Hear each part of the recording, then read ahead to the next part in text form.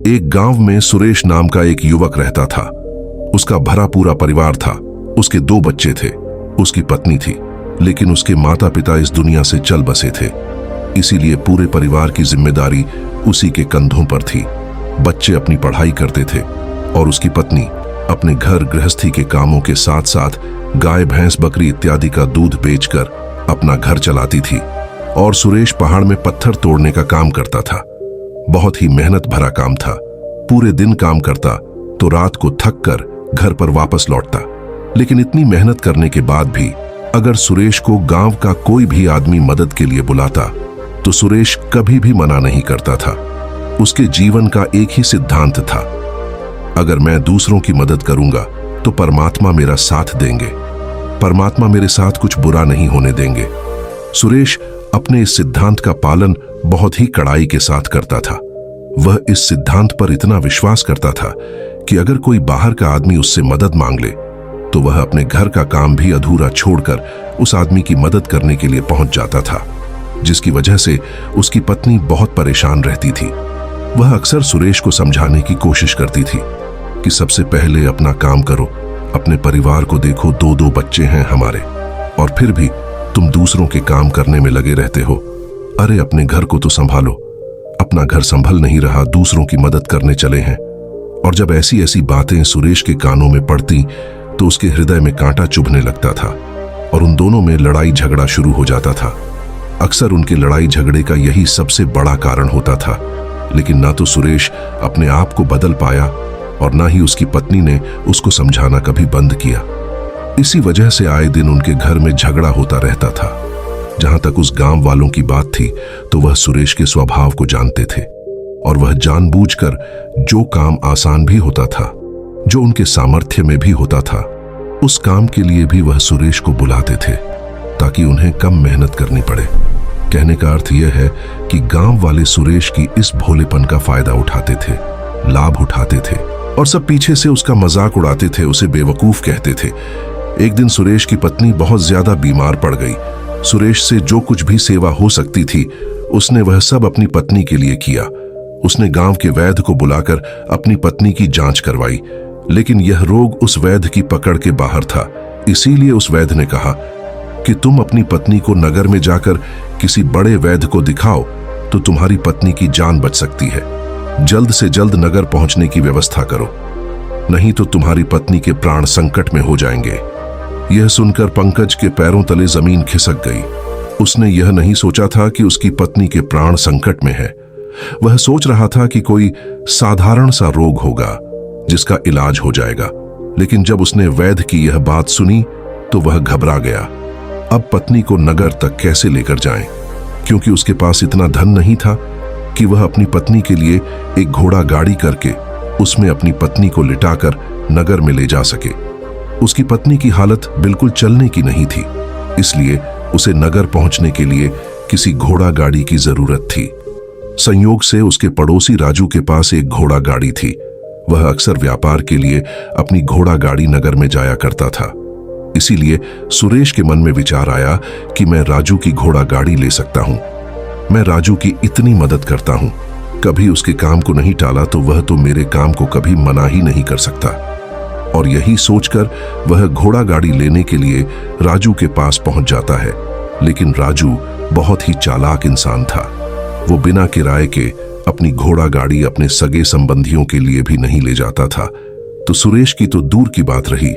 जब सुरेश ने उसे घोड़ा गाड़ी के बारे में पूछा तो उसने यह कहकर टाल दिया कि मेरे घोड़े बहुत ज्यादा बीमार हैं, वह शायद बच भी मुश्किल से पाएंगे।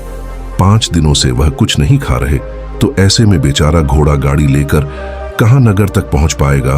हाँ, अगर तुम कुछ धन की व्यवस्था कर सकते हो तो मैं अपने एक मित्र की घोड़ा गाड़ी तुम्हारे लिए मंगवा सकता हूं। यह सुनकर सुरेश परेशान और चिंतित हो गया, क्योंकि उसके पास धन तो था ही नहीं। इसका मतलब उसकी पत्नी बड़े नगर में वैद्य के पास इलाज के लिए पहुंची नहीं पाएगी। उलझन भरे हुए विचार लिए जब सुरेश वापस आ रहा था तो उसने एक दिल दहला देने वाला दृश्य देखा। उसने देखा कि राजू के घोड़े, जो राजू के कहने के अनुसार बीमार थे और कुछ खा भी नहीं रहे थे, वही घोड़े गांव का ही एक युवक उसकी बाट से खोलकर बाहर ला रहा था और गाड़ी में उसको जोत रहा था। यह देखकर पहले तो सुरेश को कुछ समझ में नहीं आया। उसके बाद जब सुरेश ने उस युवक से पूछा तो उसने बताया कि राजू ने यह घोड़ा गाड़ी उसे किराए पर दी है। यह सुनकर सुरेश का दिल टूट गया। उसने कभी सपने में भी नहीं सोचा था कि उसका सबसे अच्छा मित्र राजू उसके साथ ऐसा कर सकता है। हालांकि यह इस बात पर दुखी होने का वक्त नहीं था, इसीलिए सुरेश वहां से जल्दी लौट जाता है और गांव के ही एक सेठ के पास जाकर कुछ धन उधार लेकर राजू को दे देता है। राजू अपने मित्र सुरेश की पत्नी को वैद्य के पास नगर में ले जाता है। जब उसकी पत्नी का इलाज चल रहा था तो सुरेश यही सोच रहा था कि एक वह दिन था जब राजू की बेटी बीमार हो गई थी और राजू यहां पर नहीं था, तो मैं पूरी रात वैद्य जी के पास उसके लिए बैठा रहा था, उसकी देख रेख की थी, उसकी सेवा की थी। कितने दिनों तक राजू नहीं आया था, तब मैं ही उसके परिवार की देख रेख किया करता था। हाँ, एक ऐसा दुर्भाग्य है यह जिसके लिए मैंने इतना कुछ किया। उसने एक घोड़ा गाड़ी देने से मुझे मना कर दिया, और वह भी तब जब मेरी पत्नी जिंदगी और मौत के साथ खेल रही थी। कुछ देर बाद वैद्य बाहर आकर सुरेश को एक बहुत बुरी खबर देता है। वह सुरेश को बताता है कि उसकी पत्नी को कैंसर रोग हो चुका है और इसका कोई भी इलाज नहीं है, उसके पास कुछ समय ही शेष बचा है। यह सुनकर सुरेश दुखी होकर वहीं जमीन पर बैठ गया। उसकी पूरी दुनिया उजड़ने वाली थी और उसे कोई रास्ता नजर नहीं आ रहा था। कुछ समय बाद उसकी पत्नी चल बसी और अब दोनों बच्चों की जिम्मेदारी उसके कंधों पर आ गई थी। लेकिन यहां पर सुरेश के सारे सिद्धांत टूट चुके थे, उसके सारे भ्रम खत्म हो चुके थे। अब उसके दिमाग में एक ही बात थी कि अच्छा कर्म करने से परमात्मा साथ नहीं देता, बल्कि बुरे लोग फलते फूलते हैं, और इस बात का मैं सबसे बड़ा गवाह हूं।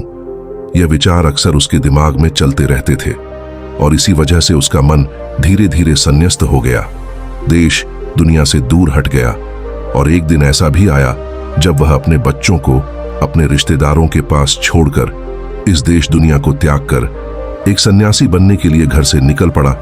उसने गांव में किसी को कुछ नहीं बताया, किसी को नहीं पता था कि सुरेश अचानक कहां गायब हो गया। सन्यास की दीक्षा लेने के लिए वह एक बौद्ध भिक्षु के पास पहुंचता है।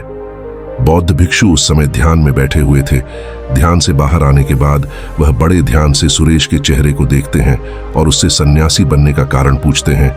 इस पर सुरेश उन्हें अपनी पूरी बात सुना देता है और कहता है कि हे महात्मा, इस दुनिया से मुझे कुछ भी हासिल नहीं हुआ।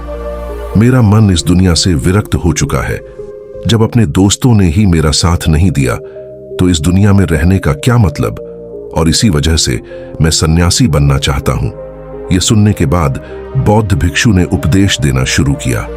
उन्होंने कहा कि याद रखना बेटा, जीवन में विरक्त होकर सन्यासी बनना तुम्हें परम सुख तक कभी नहीं पहुंचा सकता, परम आनंद तक कभी नहीं पहुंचा सकता।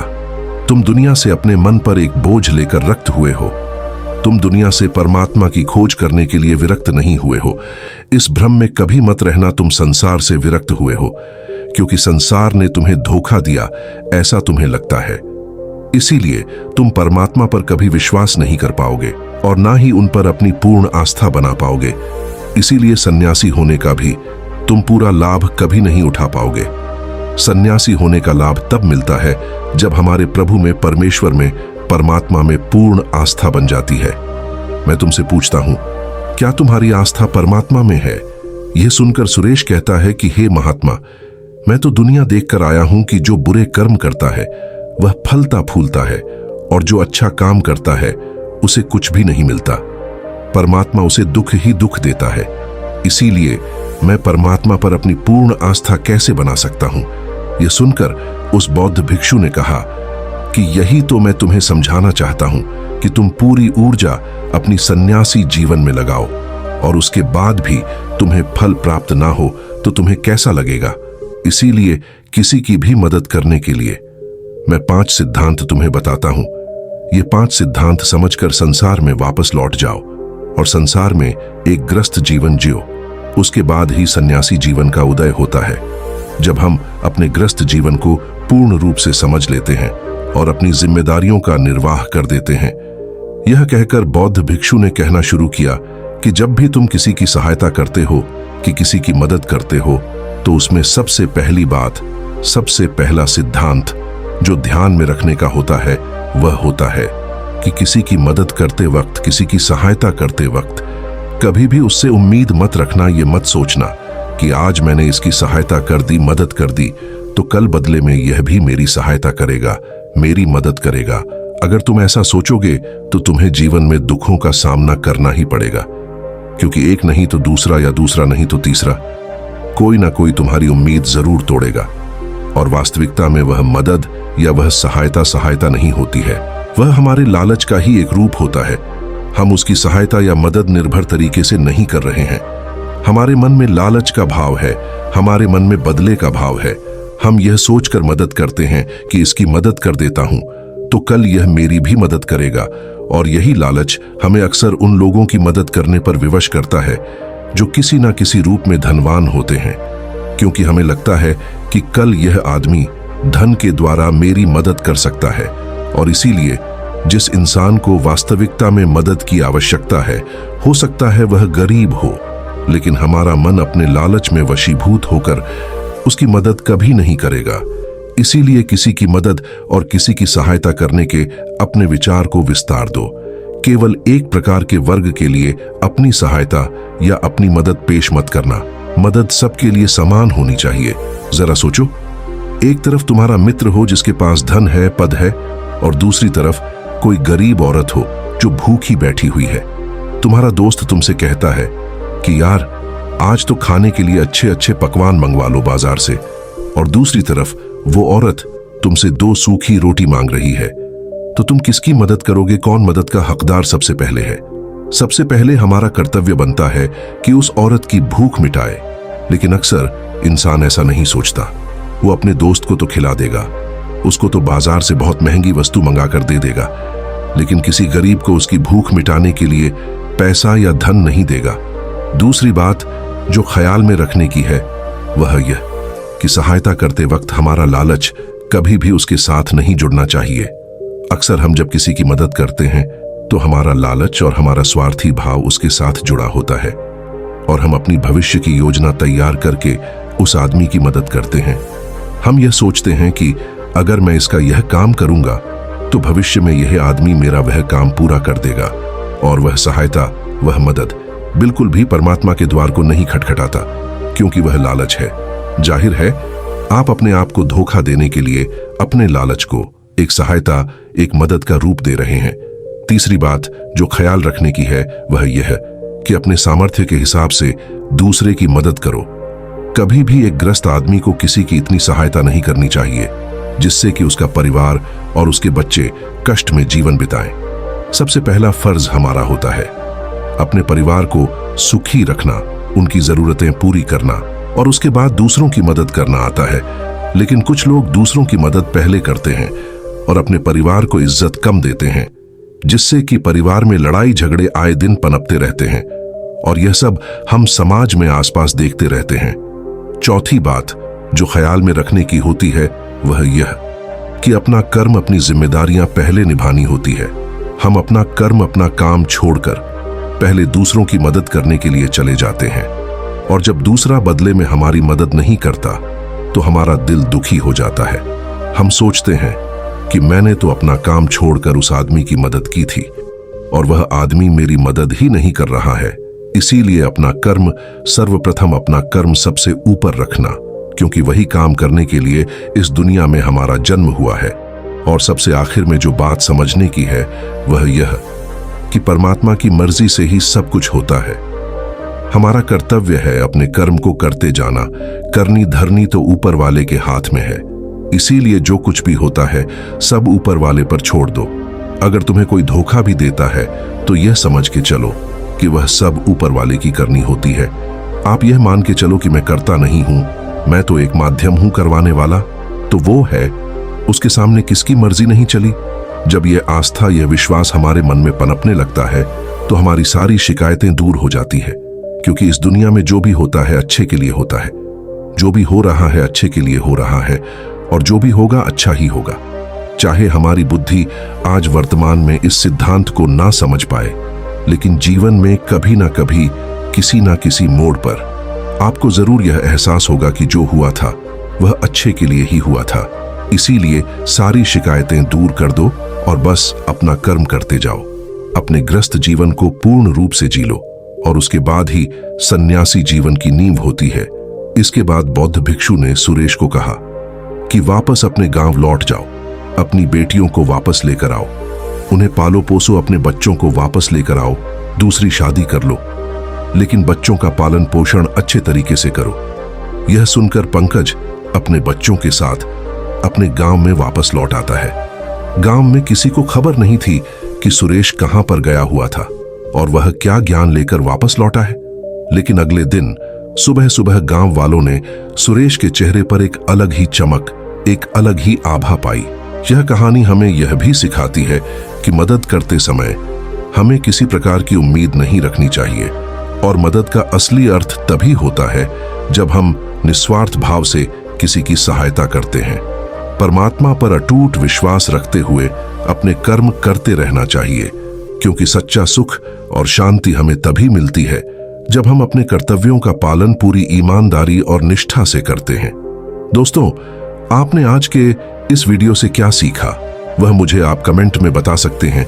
इसी के साथ में उम्मीद है कि आपको आज की वीडियो पसंद आई होगी, तो इस वीडियो को उस इंसान को शेयर करें जिससे यह कहानी सुनने की जरूरत है, और उसी के ठीक बाद चैनल को सब्सक्राइब करें। तो चलिए फिर मिलते हैं ऐसी एक और नई वीडियो में एक नए मैसेज के साथ। तब तक के लिए अपना ख्याल रखें।